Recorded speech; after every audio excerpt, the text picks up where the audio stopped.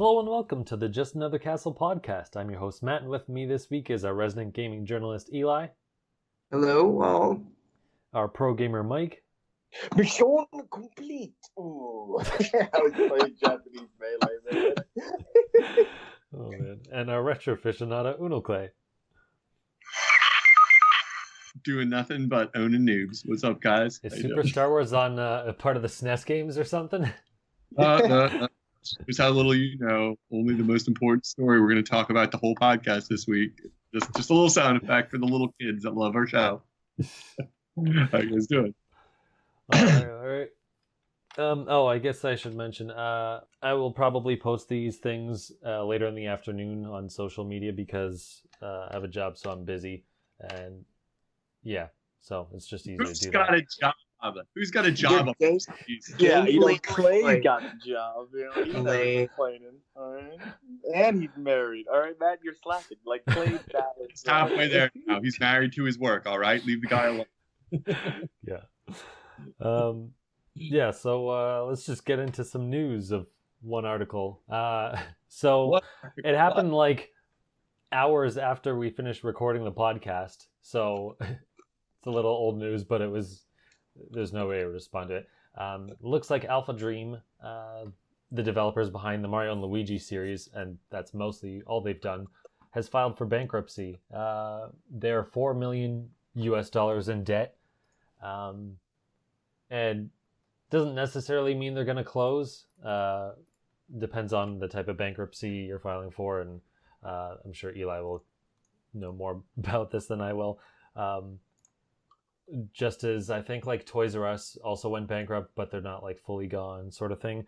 But I think Target or something bought out Toys R Us because they're going. I mean, usually there's like a chance to redo the finances and try to figure out if there's a way to actually keep the company afloat and restructure and fire people, unfortunately, and sell stuff off that they don't need and see if there's an actual viable way forward, if there are investors that could come in, et cetera, et cetera. Okay, so then you're saying the name is still alive, even though they only filed for not Series 7 bankruptcy, but Chapter 7, I think. But the thing is, though, I heard Toys R Us, you're going to see pop-up stores this winter, like Spirit Halloween kind of thing.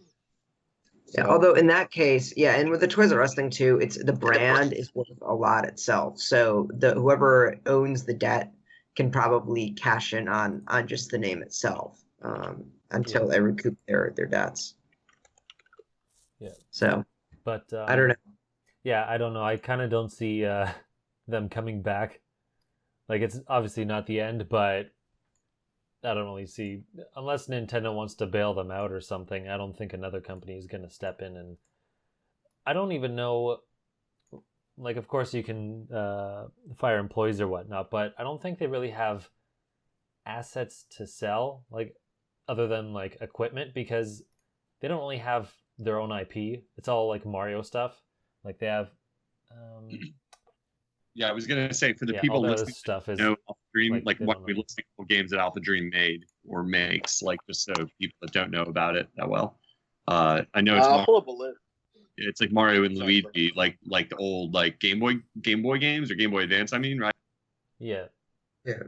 Oh, they made this one game. I remember it was only in Japan, Tomato Adventure, I think, and that was like the basis for Mario and Luigi Superstar Saga. Came out like a year before. I remember I watched a video on it, like a little bit back when. But other than that, they've only have games in Japan, like 3 or 4, and everything else is, like Matt said, Mario and Luigi games. Totally, which are great. I mean, I'm surprised. So this isn't owned by Nintendo. This is a second-party studio. It's not a first-party studio. Mm-hmm. So it's which I never thought before this. I would have thought that they were a first-party studio. But, I did it too. I thought the same thing. I was like, "Oh, AlphaDream's been with Nintendo since like 2003." Which makes it a lot more dangerous for them because they've got the remakes of Inside Story and Superstar Saga, but the last game they made really that was original was Paper Jam, and that had pretty poor reviews if I'm remembering correctly. So really, Dream Team 2013, 6 years ago, is the last time they had really a critical success and I think a commercial success that was really that big. I mean, poor Nintendo was making them put DS games out in 2017, 2019. I mean, we've got Bowser's Inside Story remake this year, right? And that's like crazy. Who would put out a DS game in 2019? So I don't know if that's like how their contracts with Nintendo work, whether it's like they get paid a flat sum and then Nintendo publishes, or whether they get a royalty and a percent or whatever. But clearly, they didn't have a great plan here, and if they were just, you know, really either way, if they were getting royalties or paid by the game, it was a bad strategy because selling low amounts of copies will get you a low amount of royalties, and vice versa. I mean, selling a low amount of copies makes you less likely to get deals in the future, right, from Nintendo. So that's a shame. It's a shame. I mean, you brought up Paper Jam. I actually really enjoyed Paper Jam, and I just found out something. So I was looking through their very small list. They didn't make Sticker Star. They didn't. They had no part of it, which is like kind of crazy because I think Paper Jam was the only Paper Mario they ever did. Because then they had the Paper Mario in Mario and Luigi after that. But I did not know that Nintendo, decided to port off the Paper Mario series to AlphaDream. Which, I mean, it's kind of crazy. I mean, I guess they just trust them in all RPG aspects. But, I mean, it was kind of doomed to fail from the start because it was like Paper Jam looked like Sticker Star. So, like, right away, it was just like, no, we don't like it. But it wasn't terrible. What I find interesting looking at their list of games is that, like, they made some great, they're, obviously, yeah, their best stuff they've done in the Mario and Luigi, like, RPG type, whatever series, whatever you call that whole series. But they didn't do Thousand Year Door, the one many people think is the best. It's weird. It's like they've handed that series around. It seems like when you said that about they skipped Sticker Star, so they didn't. But that's no. They don't do that's Paper Mario. They only did Paper Jam, which was like they got Nintendo had. I think what was it? HAL Labs used to do the Paper Mario series. Right. Yeah, it's so. You know what? You're actually making me realize I don't really differentiate between the two series in my mind. You're like I just kind of lump them together. I'm like, oh, Mario RPG type games in my mind, like I didn't really distinguish ever in my mind between Mario and Luigi games and the Paper Mario series. I see what you're saying. Fair. It's all good. and All so- good in the hood. You just This hate is- Mario's RPG games. I see how it is. Yeah, and I just went on to VG charts, and obviously take this with a grain of salt because VG charts are mostly estimates, except for the regions where we know exact numbers, which is Japan primarily, where the numbers are the most accurate, because they actually release charts there. But I'm looking right now, and you've got Bowser's Inside Story, which is the most successful Mario and Luigi game, sold 4.5 million units, according to their estimates. And inside Japan, that number was. Oh wait, it's not here. Sorry about that. But then if you go down the list, so Partners in Time, Superstar Saga, Dream Team, and Paper Jam all sold 1 million or more. Paper Jam actually just barely 1 million. Then if you're looking down the list, the remakes. So I guess I'm not sure is Bowser's Inside Story and Superstar Saga got remade. Yeah. So Yeah. So Superstar Saga came in at just 500,000 units. And then the Bowser's Inside Story, is that even out yet? No, that came out a while ago, man. I think it came out a year after the Superstar remake. Oh, so it says in Japan it sold about 10,000 units, which is pretty piss poor. Yeah. I don't almost know wouldn't if believe that's the that's final real. number, but that's really bad. I feel like someone might have recorded it and then stopped or something.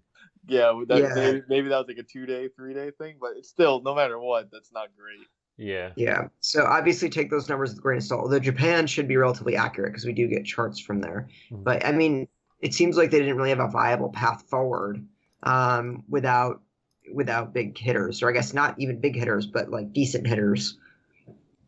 Yeah. What happens Well, that now that they're out of business, though, Matt or Eli? Like, what happens with the Mario and Luigi series? Does Nintendo just take it now, or they always just let this team develop it? Or I never understood that. Like, who owns Mario and Luigi? That series. Well, I mean, Nintendo, I'm sure. Yeah. Okay. I mean, So Yeah, Nintendo- I was always confused by that because some people were like, "Oh, 'Cause- Mario, now Nintendo owns them," and I'm like, "But I thought they always did."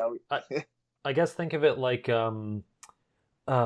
crap, who made Luigi's Mansion to the Canadian studio? I think Vancouver. Next Level Games.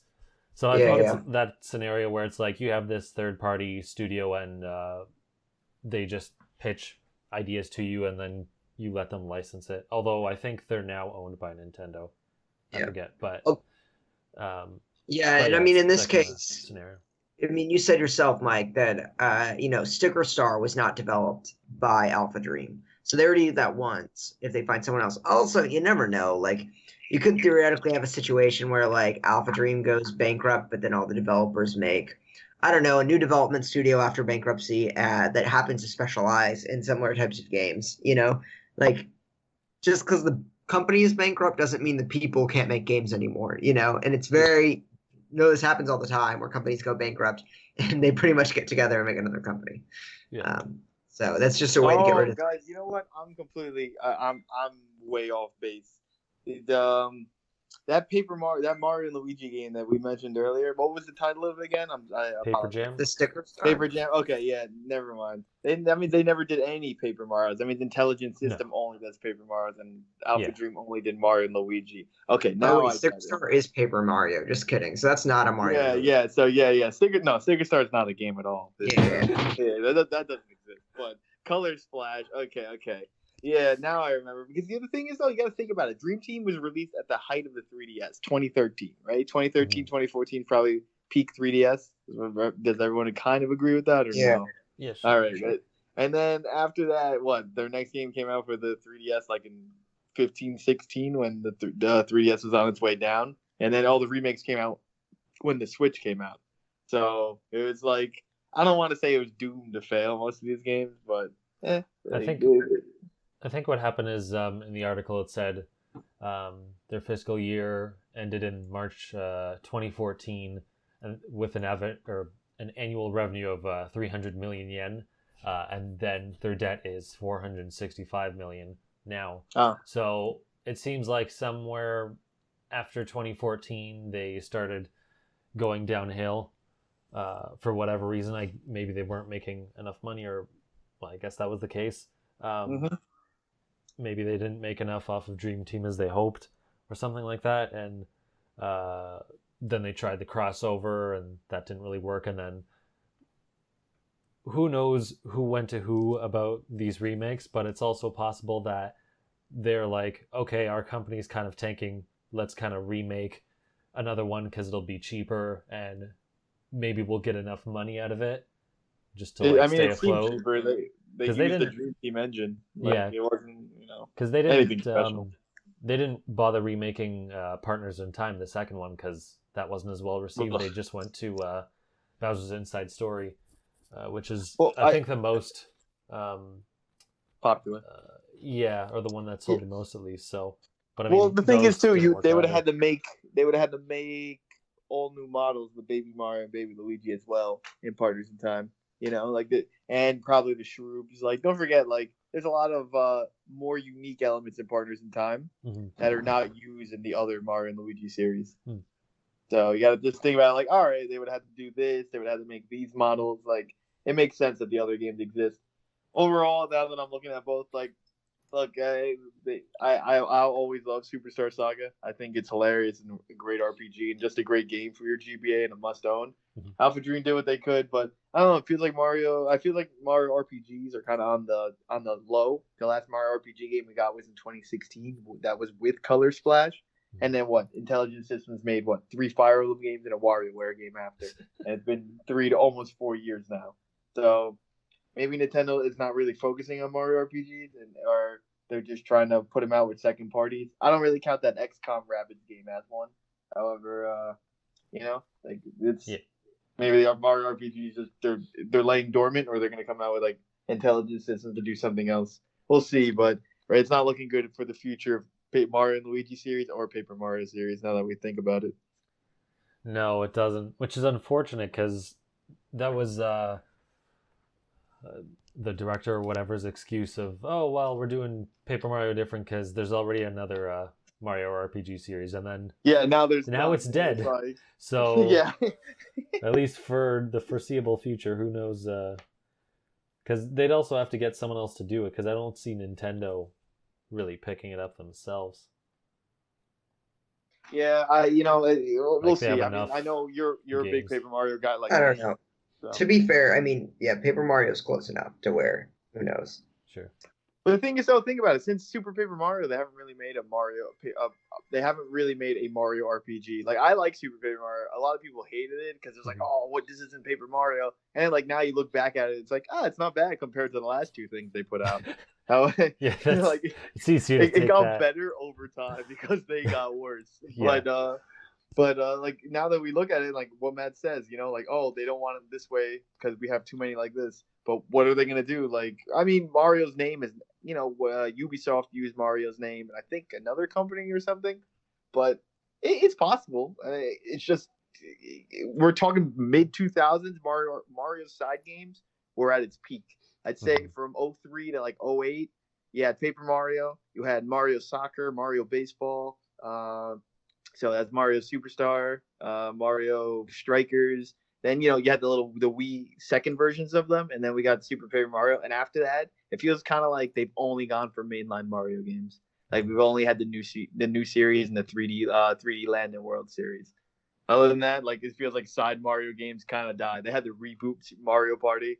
Like it's not. I feel like Nintendo just not kind of like using Mario as well as they did in the mid 2000s. Yeah, I think some of that probably has to do with maybe they had to rely on Mario a lot more back then, whereas now there's a lot of more series that are maybe not relevant. Relevant or more well known. Like Fire Emblem wasn't really much of a thing back in the mid 2000s, but now it is. So there's a big series they can cater to. So I think just having like different more franchises is like, oh, we don't really. Sorry about that. So good. I think it's more like, I think it's more like, oh, we have all these different series now. We don't really have to bank on Mario because we've got a Splatoon and we've got a Fire Emblem and but think about our this, weird like, third-party collaborations. Yeah, my one counter to this. I mean, feel free to chime in, anybody. But with Fire Emblem and with Legend of Zelda, you're limited. Like they have already like an RPG-esque theme, I guess. I don't really know what the right term to call it here, but the only thing that works is those Muso Warrior games, which they've already done for both series. Like that, I don't see. Oh, guys, look, it's Fire Emblem Volleyball. Like, man, that like this ain't Dead or Alive. That's not gonna work out. And you can't have Zelda, kart. Like Donkey Kong, we already know he had a Donkey Kong racing game. Yeah, but he's merged in the Mario world. You know Yeah. what I mean? Like he's canon Mario, and like it works out. Like now, overall, if you think about it, the next big side game we're getting is Mario and Sonic at the Olympic Games. It's just like it just feels like the Switch should have more of these kind of side games. It really doesn't. Yeah, I think maybe going forward, it'll be more on third-party developers to go up to Nintendo to pitch more of these side games, whereas they have enough of their own stuff going on that they may not bother as much. I mean, I think I agree with you, Matt. Ultimately, I think it's a case of like it's not something that needs to be at the forefront right now because they had Odyssey relatively recently, and Mario is the thing you go to when your bench is getting a little light, and they could these kind of paper things are probably a lot quicker to develop and get out the door, and maybe like for later in the system's life, it's the kind of thing they can get back to. Although this studio closing is, sort of maybe an unforeseen problem, hard to say. But I think it's a case of it's not really where their eye needs to be because most of us, and especially pleasing everyone across the board, are going to see those games as much lighter experiences. They're not going to be like, oh boy, a Paper Mario RPG, Paper Mario sub-series spin-off thing, Yeah, but like the bench is light right now. Like after Pokemon, you already had your Fire Emblem game. You know what I mean? Like, and the only thing that's in the bench is freaking Zelda because nobody knows anything about Prime 4 and Star Fox is shot in the foot again.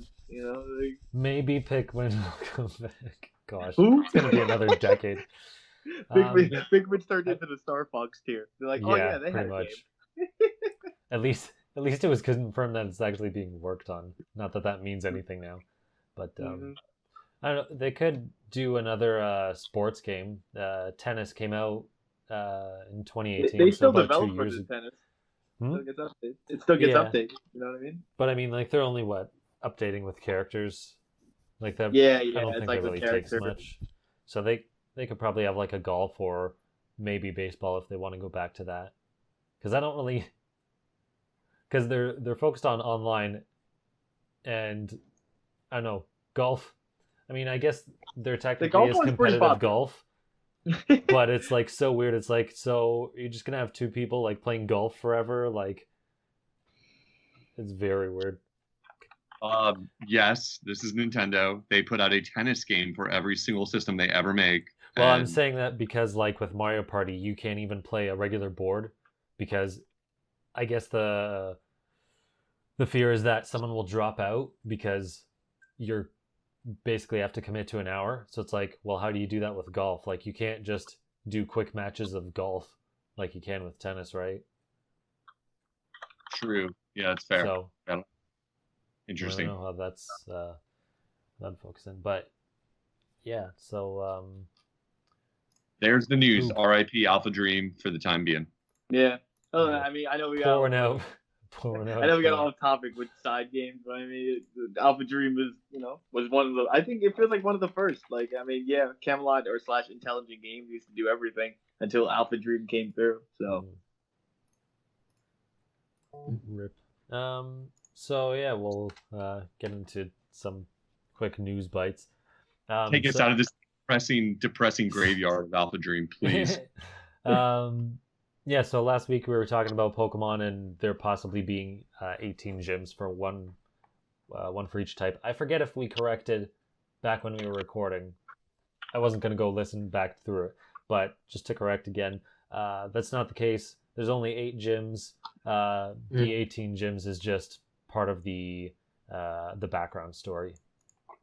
Wait, means Matt, are you telling me that for some reason they told us that there are 18 gyms when there are usually 8? That would seem to make us very happy about an extensive game. And in fact, there's only 8, but 10 of them are minor leagues or something that we don't ever actually play. Is that what you're telling me? Yeah. Well, No, they had 18 minus 10 gyms, but they didn't mention the minus 10. Yeah. Yeah, there's some problem with the translation there, so they got that fixed. So yeah. There's 18 minus 10 gyms. Yeah. It's on the box art, Eli. It says 18 and then minus 10 somewhere else in the box. And you're like, oh my god, 18 gyms. And then it's like in small letters, like there's less than 9 gyms in this thing. And you're like, oh okay. Mm-hmm. But how many gigabytes is it? I heard it's kind of big, Pokemon. Is it like 20 gigs? 10 gigs. Or something? Oh, that's it. Well, that's what Matt. You keep sharing those damn new games that are like 200 gigs. Or you're like, the future, guys. Oh yeah. Jeez, that's horrible. It's like 150 gigs for like Doom or not Doom. A bunch of these other games. It's like that's gross. You gotta buy an external hard drive with the game. I'm like, oh great, another $60 to $100 just to play it. It's really off topic, but it's worth mentioning. I just noticed something regarding file size earlier when I was looking up The Witcher 3, which is dropping really soon on a Nintendo. It's going to be a big get for a lot of our listeners, whether or not we like the game or not. But it is a humongous file size. I think it's over 30 gigs. I'm not sure if I'm remembering that right, but it's a significant chunk of memory for a Switch game. So be forewarned, if you're going to download that game, you need to be prepared. So, you, Clay? Are you looking forward to that game? Not anytime soon. I'll probably watch some videos, but I don't want to derail the conversation. But I have way too many games to play in the meantime for a big commitment like that at this time. I'll say that, but it looks intriguing. I'd love to hear you guys' thoughts. Yeah, I mean, Odyssey's more important. I completely agree with you on that point. Sorry, which game? Witcher. Oh, dude. Okay. Let me just. I missed what you said. But I was going to say The Witcher is one of the best games of the generation. And from the reviews, it looks like The Witcher runs pretty well on Switch, surprisingly. So you should buy it. If you are listening and you have not played The Witcher, stop complaining about things not getting ported and play the game. Facts. Also, it's the complete edition, isn't it? Yeah. Yeah, exactly. Yeah. So it's terrific. You're getting everything. Some people paid more and they loved it. Like, you got Witcher on the go. People wished for that. They were on their computer. You could do Witcher on the toilet. All right. Boom. Yeah, I mean, like, it's compare it to another game. It's an open world action venture, right? I mean, RPG-ish. Yeah. And they're making a TV show about it. That does not help me Well, either. a Netflix show, so don't get your hopes up. Yeah, but it's got the guy who played Superman playing as the Witcher man. I don't know what his real name Let's see. is. Again, Henry that Cavill. does not help. That That's does not it. help the argument that I should play it. Yeah. I don't know. I don't remember if you played Skyrim, but it's I did. Yeah. it's better than Skyrim. That's good because like Skyrim is good, but it gets boring because it's a lot of the same thing. So if Yeah. you think it's better, then like I think I'd like I like Skyrim. I'm still technically playing it. It's the kind of game I enjoy more if I play like a few hours here and there and then drop out of it because so many of the missions are so similar. But it's a great game. It's flawed but great, like everyone else knows, you know. But so if you think that's neat, you compare it to The Witcher because that's a good recommend then for people I know who are really Skyrim obsessed and might ask me about The Witcher and what I think of it or whatever because I know it's a huge game. I'm not going to be able to like fit that in anytime soon. I mean, I got Dark Souls here, people. I got Dark Souls. So sorry, Matt.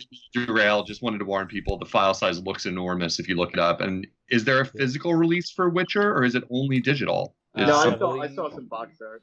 I saw a box. Yeah. Oh, there. It's so just go. buy it physical. Get it physical if you're worried like me. I mean, I know memory cards for Switch have come down drastically. And you can get, like, if you want to reinvest in a new memory card and transfer everything over, you totally can.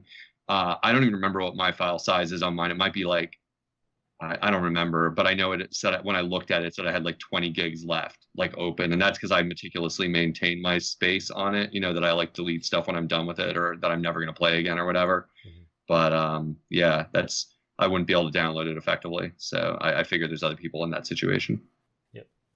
The next thing is, so Doom Eternal is delayed to March 20th. Well, I should correct that. Doom Eternal is delayed.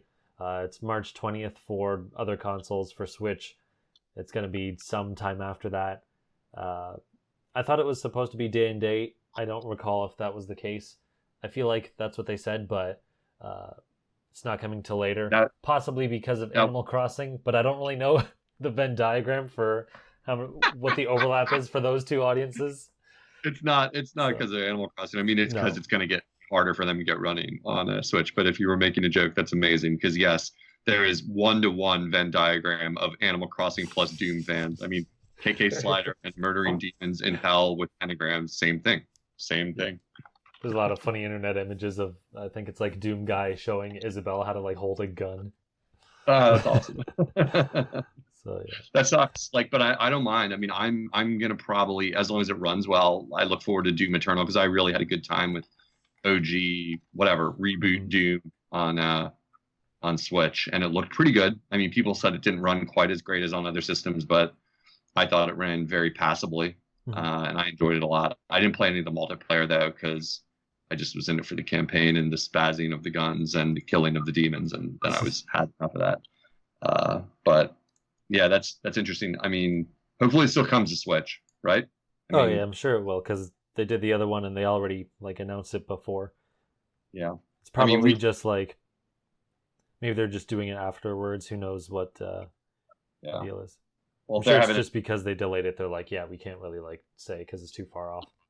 And Switch is like the hardest one because they've got to like take a masterpiece, like piece of AAA gaming development and then like squish it, you know, like, and that's why it's last. I mean, obviously. So yeah, we'll see. I mean, I'm just in shell shock of the thing of like the Wii U era that we used to live in, where it's like something gets delayed for like all consoles, and then the Wii U version just gets shelved completely or something. You know, I know that's not the world we live in anymore, but I'm battle scarred here, people. I'm still waiting for all those great games to come to Wii U. They said we were getting.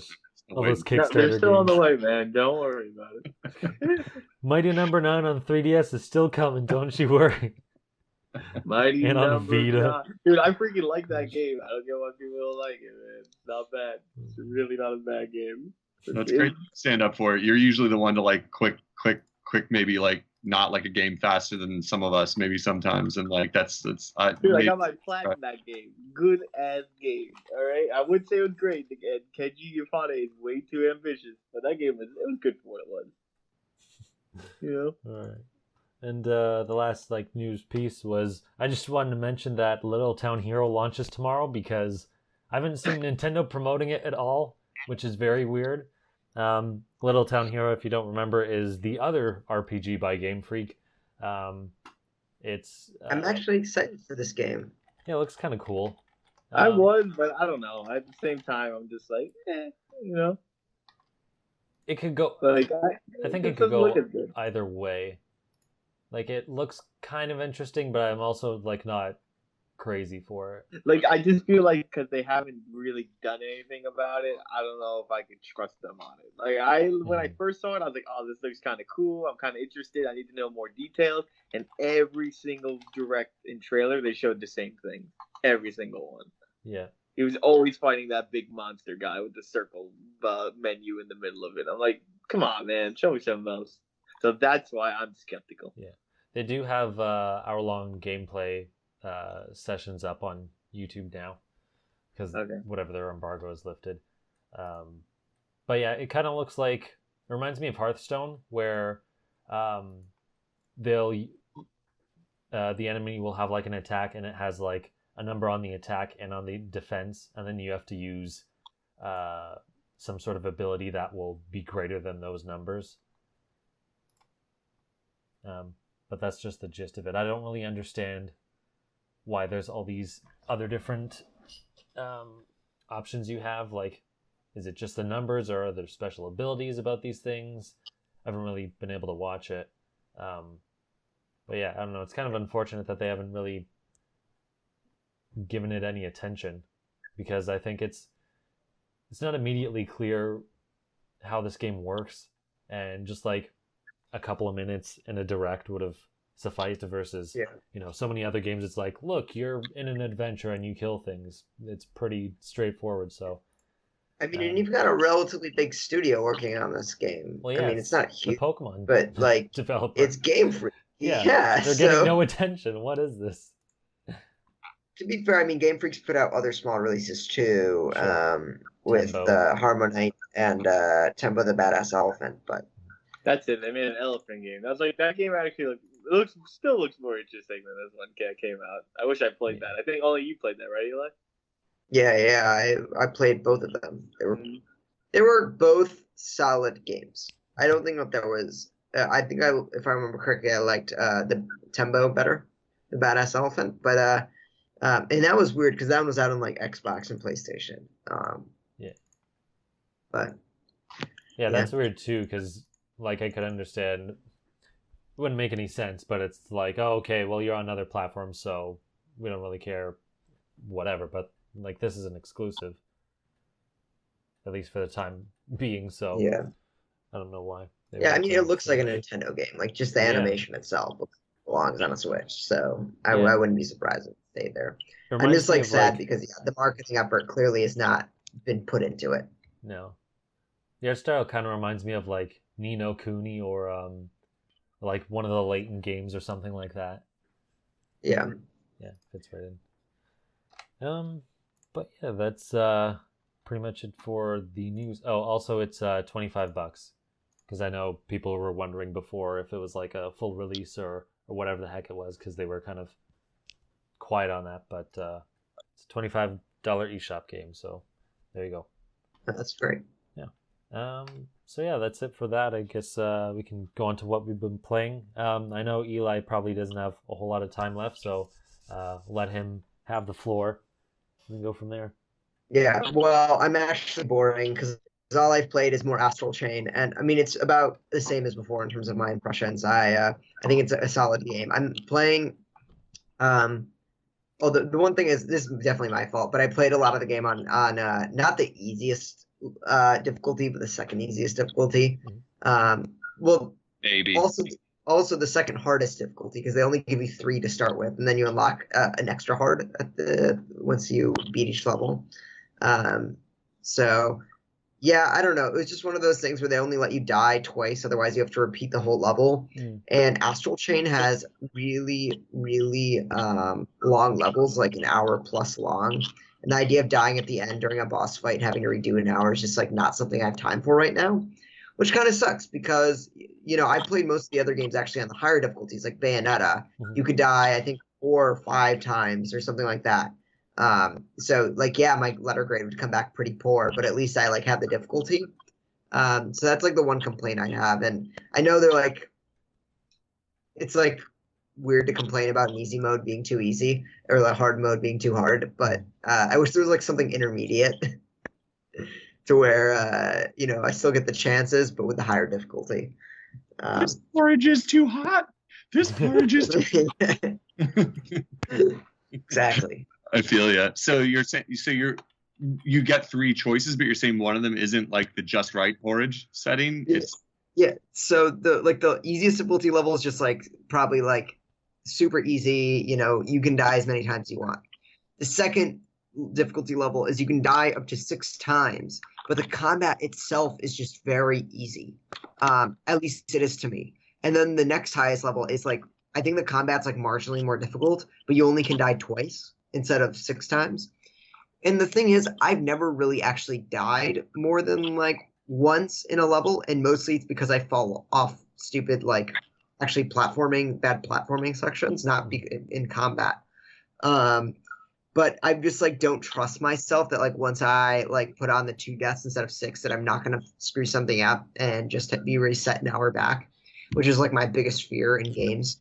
Man, I mean, when I had time, like for example, to play Persona 4 and there were boss fights that were an hour long, it like definitely added a lot to the victory when I would win, and not be sent back to the beginning of this boss fight. But when it comes to like now, I just don't really have the time to repeat entire 1 hour levels. So yes, I am Goldilocks. In summary. That's fair. Which baby bear setting did you play it at? I played it. Which one? I think it's like what Eli said. If you die twice, then you have to repeat the level. I think it gets better after a few chapters in, because when you first start, your energy meter is really low, so you can't really keep out your Legion that long. But then it doesn't take too long to where your Legion is pretty much out the whole time anyway, so that doesn't matter. But yeah, I don't blame you for not wanting to repeat a whole section. I do. The old school gamer here blames you, Mike. I mean, I didn't do anything. I'm just playing that game in normal, and I'm all like, this is all right. But I'm like, I forgot to play it in the last week and a half, and I played like 30 other games, so I forget everything about Astral Chain. I'm out of this conversation. I don't think Pain. You're supposed to feel pain when you play video games, kids. You're supposed to feel pain. This is not supposed to be a walking sim. Come on. I'm just kidding. Come on. I mean, look. I mean, these are the same people who got rid of freaking 1-ups in lives and games. Right? Eli's in law school. He's a sucker for pain. I'll give him a pass on this one. He doesn't like to stack the pain, so he just trades it all. Fair guy. Fair. Yeah. Hey man, people don't like dying no more. That's why games like Fortnite are popular. All right, you lose, it's like let's go. Oh snap! He wants to go there. Oh What snap! do you mean they don't okay, like dying anymore? If you die once in Fortnite, it's over. Yeah. Like there's no shame. Like if you died at like Halo or another gun game, it's like, oh no, I gotta respawn. And everyone knows I'm trash for my KDR. It's like nope. That's the one game where you don't respawn. Yeah, no, that's actually my friend's like number one complaint about it. That I've heard. I haven't gone into the Fortnite reboot yet. I want to try it soon, but that I didn't find it to be that painful, the lobby situation. Like it's like a minute back to the lobby and back into the game, maybe a minute and a half even on Switch. But like yeah, that was his main complaint. He's like, I hate like dying and like having to like wait really long. And so he told me earlier he heard they changed that it's going to be a faster. You don't have to go back to the lobby. You can get back put like into the waiting line for the next game without like going all the way out to the lobby in Chapter 2. But I haven't checked that out myself.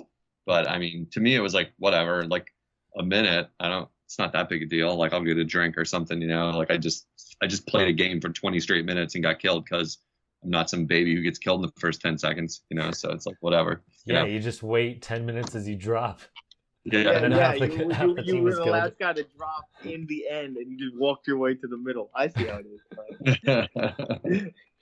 No, I hear you. Baby games or not, big news story this week. But we're not going to talk about that. This is a Nintendo podcast, and I've been overruled. We're not talking about the biggest story in gaming of the week. Not one bit. Not a little bit. We don't talk about trash. All right, go on. Up next, some Game with Rainbows made by Nintendo. There you go. Now that's a game. Oh my gosh. Yeah. So I guess quick All right, question because sorry, go. I was gonna say I'm gonna duck out. Okay. But I'm excited to see everyone who's at EGLX this weekend because I will be there after a grueling 8-hour drive. Oh gosh. Instead of playing Astral Chain. So you're welcome. Just kidding. But no, I'll see Matt there. So I'm really excited to see Matt. And hopefully next year Mike will come out. Yeah. I didn't know. I was thinking about it. And I see some stuff about EGLX, and you guys are like, yeah, it's right now. And I'm like, what? Oh, also Clay too. I mean, there's got to be flights from Philly straight to Toronto. So I would love to put this on my calendar for some year. That is not going to happen this month. I have an enormous trip coming up in November, so I'm got to be here in Philadelphia for the foreseeable couple of weeks, getting ready for that. But yeah, I'd love to come sometime. Just next year, let's try and talk about it a little sooner. Maybe I can make it happen. That'd be awesome. Yeah. I'm with that. Or so you're telling me you need more than 48-hour notice? That's yeah. All right. 49 hours, he's in. Right, Yeah. I mean, like, not only is it my like semi-official anniversary with my beloved wife who made me ramen, which is sitting there waiting for me as soon as I'm done here. That's right. That's married life, boys. But Matt. Sure, single me out. Just loving your work. Just loving your work. Gross. Gross. Clay likes women. Yo, but yeah, that sounds great. I'd love to come up to that. What's the name of that festival again you're going to be at this weekend? EDLX. EDLX. All right, I'm putting it on. G as in Gucci. All right, I'll see y'all later. Have a great night, y'all. See you on the weekend. Be safe on the drive too. Yeah. All right, now that Eli's gone, we can finally ask Matt. Matt, what have you been playing? All right, so for a second I forgot I actually did play something besides beating Link's Awakening. I forget if I mentioned that before, but whatever. Anyway, so a game came out called Killer Queen Black, and this was actually one of the indie games that Spazzy from Source Gaming and I played when we went to E3 2 years ago. It doesn't feel like it was that long ago, but it was. Nintendo had a little section of their own, and they had like a bunch of indie games, and it's like, oh, play this amount of indie games, and we'll punch this scorecard, and you'll get like a ribbon or whatever the heck it was. And that's where we first tried out Killer Queen Black, which I never heard of. Apparently, there was an arcade game. And it was one of the most fun games there. And I think Spazzy even said himself that it was his favorite game there amongst like 20 of the games we played. So it's a team-based multiplayer game. It's 2 teams of 4 fighting each other. There's a queen. It's all like B-oriented. So there's a queen on each team, and then there's 3 soldiers. And there's 3 ways to win. It can either be economic, which is grab berries from all over the map and put them in your nest or hive or whatever you want to call it. Military, which is kill their queen 3 times. Or snail, which is the most hilarious and best way of winning, but also extremely hard, which is you just ride a snail to victory to the other side of the map. Or to your side of the map and cross like a ribbon for the finish line. And like workers can carry berries, and the only unit that can carry berries or become soldiers, which can have offensive abilities to kill the queen. And then queens can kill anyone, but of course they only have 3 lives, so if they get killed by, you got to be careful if you're fighting soldiers or the other queen, because you can die easily if you're not careful. But yeah, it's a really fun game. We both had a blast when we were playing it. He reviewed it, and I was helping him review it, which is my way of saying I just had to play the game with him and he did all the work. But I'd suggest people, if they're kind of interested in this, to check it out. So it has online co-op, and for how many players is supported? 8 players, so 4 for each side. And you can play offline with bots, or if you want to play with friends online, you can also add bots. I think there's a way where you can play with friends and with random people, but when we were playing it, we couldn't really figure it out. I just remember hearing either from the devs or somewhere else that it was possible. We just weren't able to figure it out. But very cool. Yeah. Like, and it's sort of like a single screen, like arcade fighting, action, whatever, puzzle fighting team game, whatever. Like, Yeah. right? Like classic arcade games. Think like Joust. Think like, I don't even know, Balloon Fight. Since we're being a Nintendo podcast here, something that like works that. too, because you can the screen scrolls. So if you go through the bottom, you come out the top, and same with the sides. Right. Yeah, that's cool. You give it such positive marks. Like that kind of stuff is fun to have around because I have a few games like that, but they're a little underwhelming. Like I have Demambo on my Switch that I got for like a few bucks one time, and other things like that are that I've never gotten. What's the really big one that's like a really famous game that's of that style that I'm forgetting that I want to get sometime? Towerfall. Towerfall. Yeah, that's probably it. Like. Okay. I've never played that. Have you? Are you able to compare it to that, or you've never played? I haven't played it, so I don't know. I have heard good things about Towerfall as well. Yeah, it's very famous. I know it's like indie darling kind of game, but I have it in my queue for the same reason as something like Killer Queen Black, where it's like, oh, this is cool to have for friends, like when we're sitting around and like throw out something new rather than just like, well. How about the 7,000th match, game of Smash? Because that's what we play when we sit here, like which is fine. Not judging it, love it, but it's nice to have like a few different things occasionally, once in a while, to throw out there. So I'll take a look at it. I think the price sounds a little high for me, knowing that like unless one of my other friends really wants to jump on it, I'm not going to be like playing directly with other people all the time. If you end up picking it up and want to play sometime, I'd consider it. But you're hard to schedule with, Matt. You're a working man now, married to work. I only play games in the evenings, even when I wasn't working. Hey, I just understand, man. Yeah, man's got to eat. It's we're also on the same team. I think we can schedule that, so it also won't be as bad as Smash or killing each other. But yeah, I do say that it's better with like in person. Of course, because it's fun to like. It's all about cooperating, and I posted a video on social media where we were fighting this really hard team, and me and Spazzy ended up randomly joining like a Nintendo World Report guy who was reviewing the game, and I captured like this great moment where we're all like doing our part to gain like the victory against this team. It was just a great victory. But yeah, it's definitely better when you're able to, even if you're not in the same room, talk with people online, because you'll be yelling like, oh, get the snail, or oh, this person's going to kill you, go run away, or do this or do that, and really hectic. So it's a lot more fun that way. Definitely. Nice. Of course. I mean, I personally think it always is, unless it's like, your friend is beating the crap out of you at some game and you're glad they're not there to see how humiliated and how much you want to punch them in the face. Then probably funner to be in a different room, as in the word funner, which is a real word. Don't get at me. Cool, dude. That's great. So you played a game and you got a job and you know what? Started working.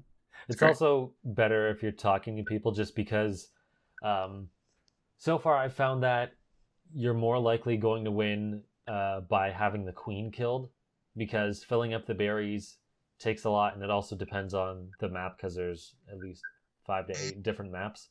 And then same with the snail. It's also really hard to win because another team member can jump in front of the snail and your snail will eat them, but it'll obviously slow you down from progressing. And you're left defenseless, so the queen can just come and kill you as well.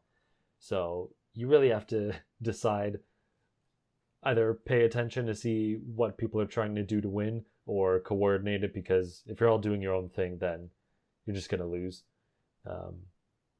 So yeah, that's my tip. If you're interested, it's $20 on the eShop. So there you go. Nice. It seems a little high for me. I believe in paying $20 for a well-made product. I really do. I'm gonna read some reviews and keep yours in mind as we go forward and see. How often do we have to say on the show? Yeah, but I got a lot of games in my backlog here, son. That kind of thing. Yeah, it is light on content. I think they're supposed to be adding more over time, so it might be something you want to wait a bit and see how much they add, because it's really just this one mode that you're playing. So yeah, judge at your own discretion. But it is fun, especially if you're gonna play with a bunch of people. So, and Mike, I guess you said you weren't playing Astral Chain or whatever, but was there anything else you wanted to bring up? I'm still playing FE3H, so I'm playing that Fire Emblem. Right. I played KFC, the dating simulator. Yeah. How was that? I mean, it's a free game, so I mean, it's just a regular visual novel dating sim. So it's what it is. It was kind of fun. KFC has money. They must have hired someone to do it, but it just seems like every other visual novel. I played River City Girls, and as someone who's a fan of arcade side-scrolling beat 'em ups, even though it's okay. It's fun in that aspect. Like, I was playing co-op as well, so I had to keep it classic arcade style. But it's too slow. I don't know. Like, you're slower than you were in, like, compared to The Simpsons, X-Men, or TMNT. You're just slower. Like, even in Scott Pilgrim, you felt a bit faster. But overall, I mean, it's fun. Like, the design is really cool. Like, I really like the artwork for it. The characters are funny. Like, the world's alive. It's just combat's kind of slow, and I think that's like the main thing when you do these kind of I don't want to say it's 2D because you can walk up and down the planes. I'm just gonna say arcade beat 'em up style.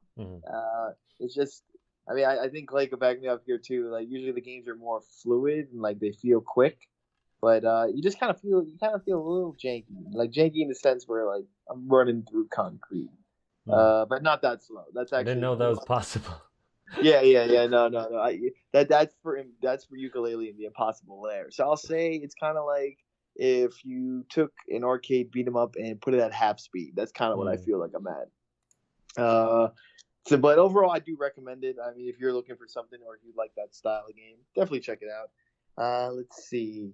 I did say I played Yoshi last week, so I mean, I might as well say I did play Yooka Laylee in the Impossible Lair, and boy, oh boy, that was trash. Oh, worst game of the week. Put the crown on it. Nothing else topping that. Literal garbage. I'm like, well, they're gonna make a 2D platformer. I was like, I don't think they made Donkey Kong, but I'll give it a shot. I'm a sucker for a 2D platformer. I got like 150 hours in Mario Maker 2. Put the game in, turn it on. 15 minutes in, I'm falling asleep while playing the game. And look, not to knock on the game. The only thing I like is doing the Impossible Lair. I want to do that with without doing any of the game. So the game has Breath of the Wild in it. So you could beat the game without doing the game. Fun, I guess. I don't know why this trend is a trend, but you move so terribly in that game. If I can tell you, you don't move, bro. You can't roll without Laylee, which is the bat. Okay, but you can take quote infinite hits as long as you keep recovering Laylee. But the thing is, you move like shit in that game. Like, the game wants to be Donkey Kong Country, but like is like the guy who went to the first like 3 classes of the semester and didn't go to the other 12. Like, dude, just because you could roll jump off a ledge doesn't make you Donkey Kong Country. You're so slow and you're so stupid. And my brother said he was getting sleepy. Because the game is just so vibrant and bright, and like he said, the villain is stupid, and the character that you're fighting for is also dumb. Which I can agree. I can agree with all these things. Just I don't know. I just don't think they know. I feel like they can make half a game. They need someone else to do the other half. That's what it feels like for their team. Other than that, I really don't think I played anything else. I'm like trying to think about it. I'm just mentally prepping for I played one other game, but I'm mentally prepping for Luigi's Mansion 3. However, I Nice. played Donkey Kong Country 2, The Lost Levels. If anyone heard of that, it's a ROM hack of Donkey Kong Country 2. It's considered the best ROM hack of it. It's a bit of a. It's not. Okay. Yeah. Guys, check that out. I mean, you should definitely do it. Anyone's a fan of Donkey Kong Country, we got that 25 year later DLC. Other than that, that's it for me, guys. I mean, I cannot. I'm thinking about Yooka Laylee right now. I'm falling asleep. I'm sorry. You Yeah, guys when did this to me. bring that up, it's unfortunate because I think at least from the trailers it looked like it was better than how the original played. Like I could, like from the trailers, I felt like okay, I think this is going to be more fun, but yeah. I don't know, man. I actually finished the original. I don't know. It was just. Oh man, like I didn't even do the that. original. I mean, I backed it. I wanted to see my name in the credits, but like Gotcha. you know, like look, the thing is, like it wasn't that long of the game, and Sure. I think the problem was the first world wasn't that good, so you know, you're like, I really don't feel like playing it anymore. But just something about this game, like it feels like a slog fest compared to like freaking the first one. Like the first one, you start off slow, and then I guess it kind of picked up, and then it goes slow, obviously, because Yooka was too damn small for the world he was in. But like this one is just like the platforming is not fun or engaging. It's just like so basic, like to the core. Like I'm pretty sure if I played the new Bubsy game that I played this, I'd probably feel like, oh, these are the same games, but the Bubsy game might be better. Like it literally, it feels like being compared to Bubsy. Dude, they already failed. They're already in the comparison of Bubsy. But yeah. So that's it, man. It's disappointing. I had the same thoughts as you, man. I was excited for it looking at the trailers, but it's what it is. Yeah, I had a I forget what to call it. I had a suspicious feeling that what they might have done when they were making this game is, I hope they didn't just recycle everything they had and just like flip it on its side, because I didn't like the way the original game felt. There was just something that felt off about it. I can't really describe it. That might be a better thing. I haven't played the original since it came out, but you do feel just as slow kind of thing. You know, you got like there's no sprint button, so you're just kind of jogging. And if you don't roll off Laylee or you lose Laylee, like, you know what I mean? Like he just does that little brisk jog, and you're like, "The hell you doing?" You're like, "Move, man!" Like, just go. Some enemies, I think you could jump on them. You can't. Other enemies, you can't roll into them, even though they look like they're rollable. Like, there's no distinction. Like, it's just bad. Yeah. Like, it's just bad. It does not teach you what the game is. Like, when you play Donkey Kong or when you play Mario, you know what's bad, what's good, and how to move. This game does not do any of that. Okay? Yeah.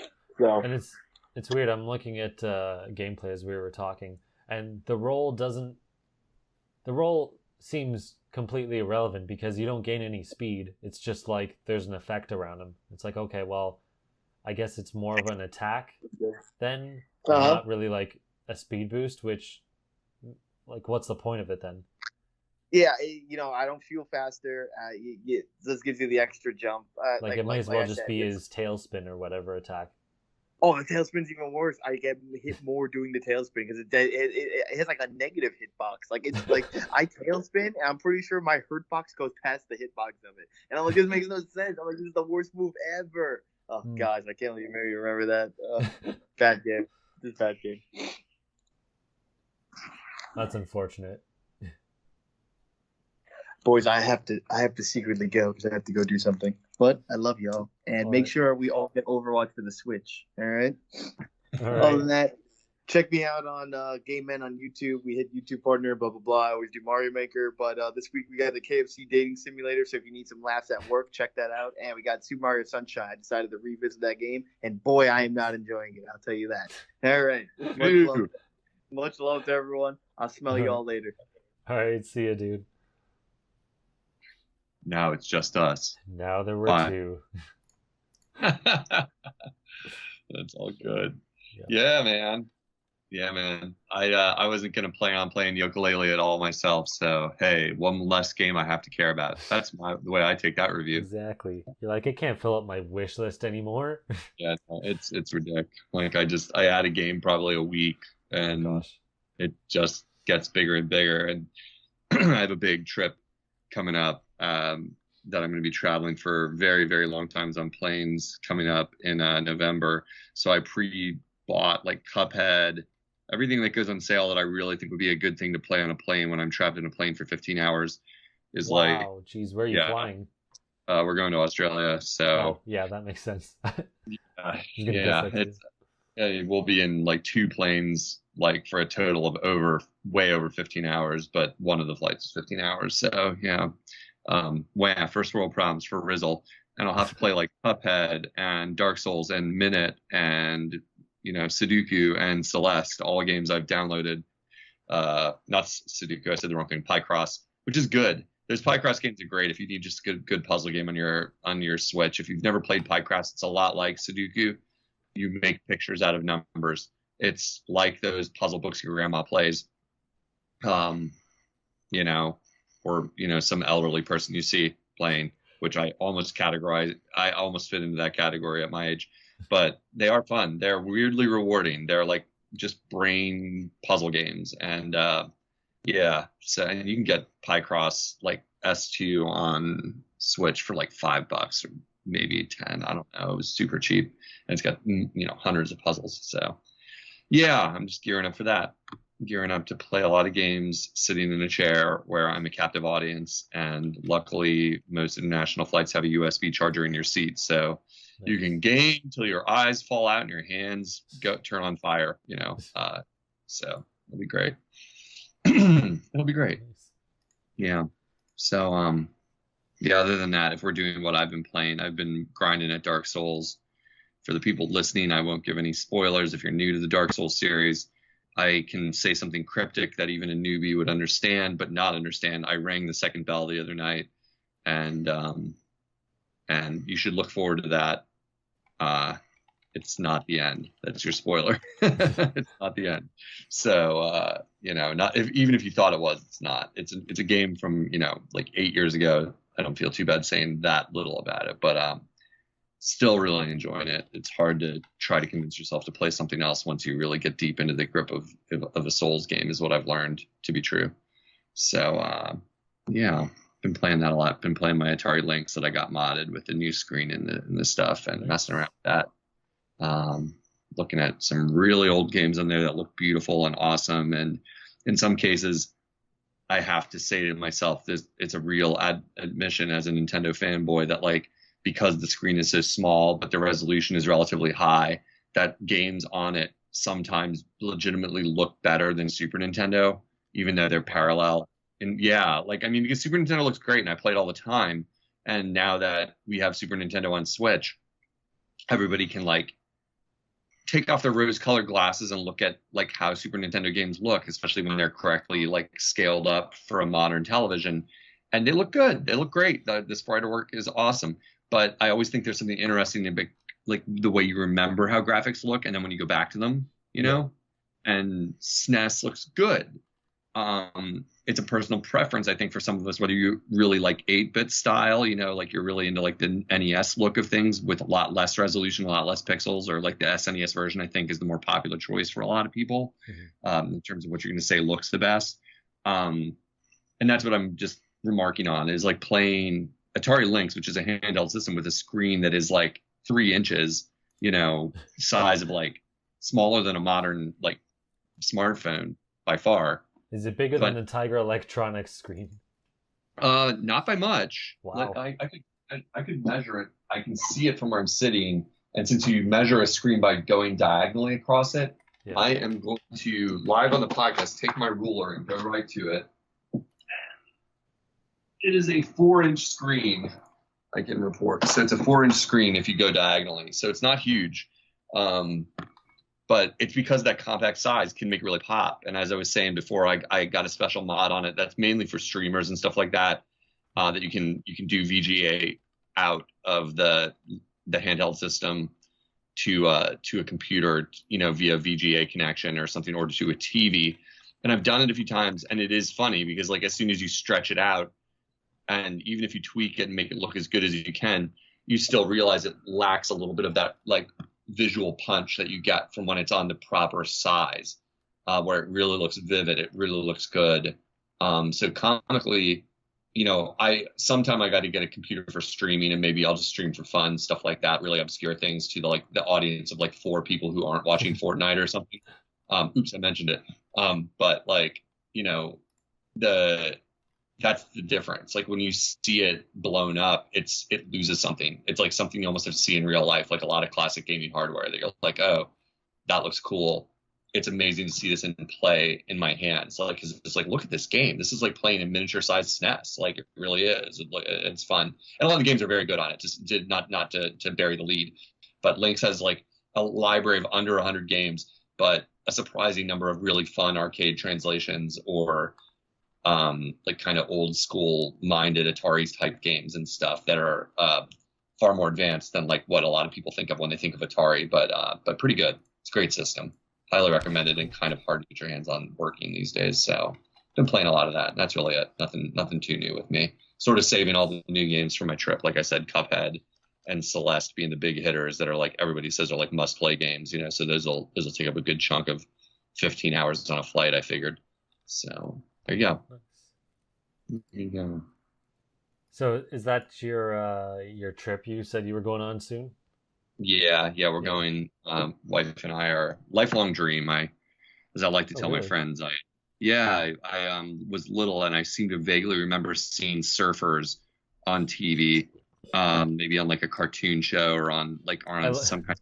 I like how you want to fly to the other side of the country because of surfers. Something you can probably do in your own, state or city. Yeah, you gotta have a bucket list, man. Like, no, I always had a fantasy of like Australia. Like I just associated with like pro surfers when I was little, and I've only ever surfed a couple times. I'm not good. I can stand up and then fall down instantly.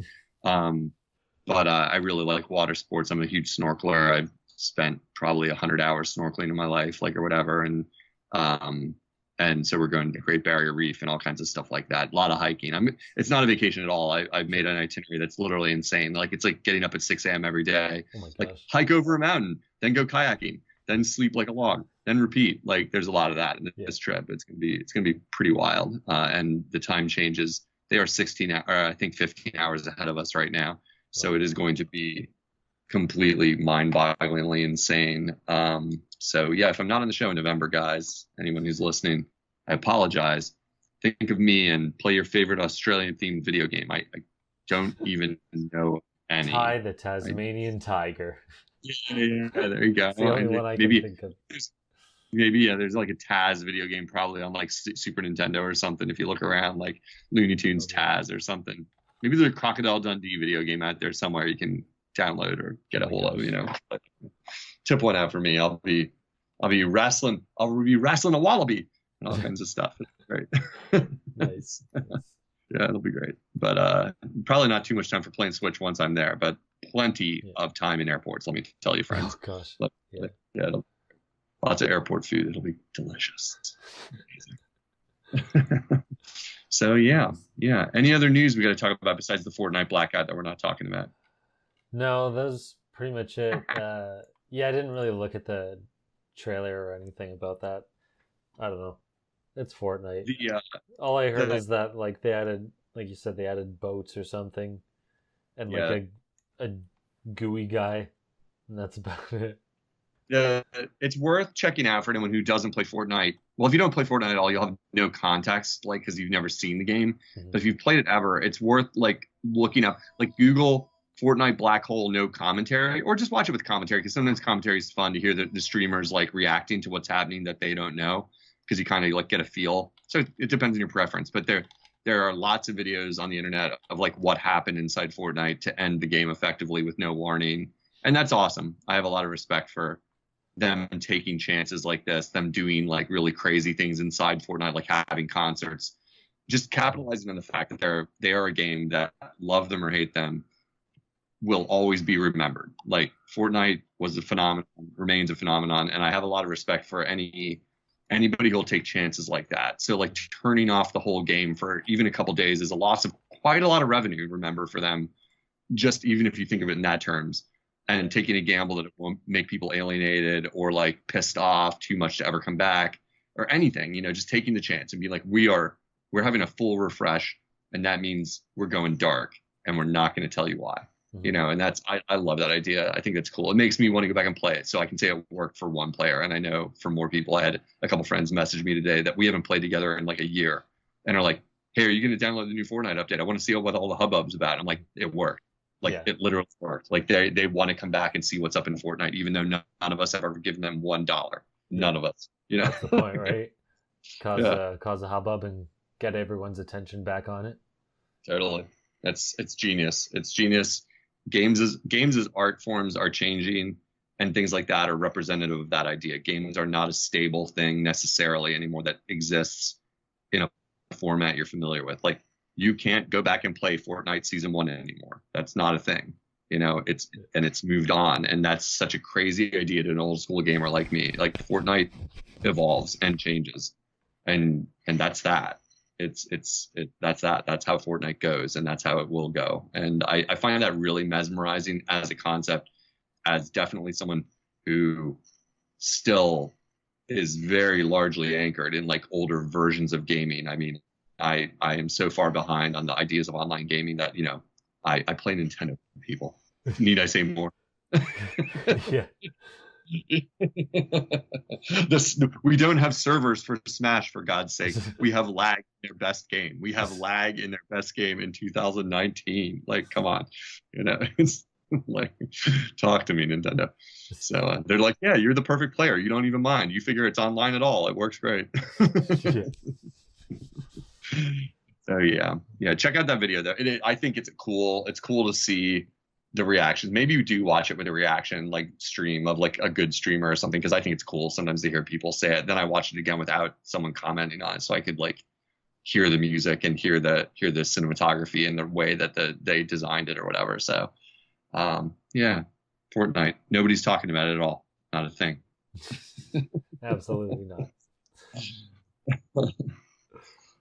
Yep. So I think we'll wrap it up there for this week.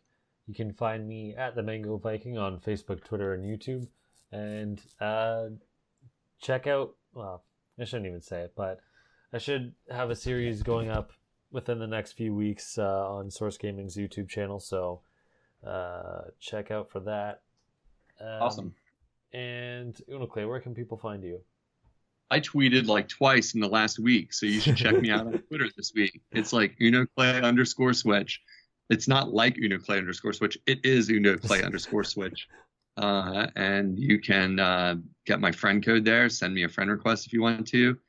I proudly have a huge friend list these days, some from this podcast, some from the old IGN days, and I always like having a few more people, even if no other reason, just to gauge what's hot in the community and what people are playing. So I almost always accept a friend request if I figure it's from the podcast. So hit me up.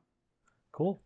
So wherever you're listening, you can find us at Just Another Castle on pretty much every platform on the internet. Hit us up with your questions or interested if you want to be a guest at Just Another Castle, or me directly at the Mango Viking. So until next time, leave luck to the heavens and leave gaming to Nintendo.